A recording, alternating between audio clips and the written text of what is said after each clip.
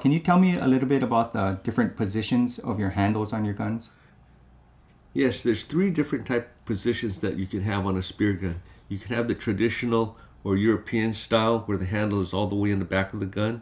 You could have the mid handle, which is basically a West Coast or California thing when they had bigger guns. And then you have a rear plus, which I came up with years ago when I started building my guns.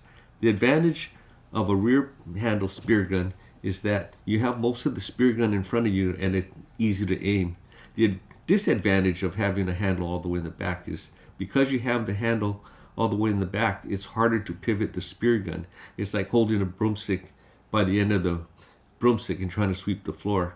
The advantage of the mid handle on the bigger spear guns is that it moves the handle close to the pivot point of the spear gun, and it's easier to track and pivot the spear gun. But the disadvantage of having a mid-handle spear gun is that the handle is farther back and you get bigger recoil because the pivot point is now in the center of the gun versus at the end. The best of both worlds is the rear handle plus, where the handle is in between, and then you have a lot of spear gun in the front, easy to aim, and it's easier to pivot.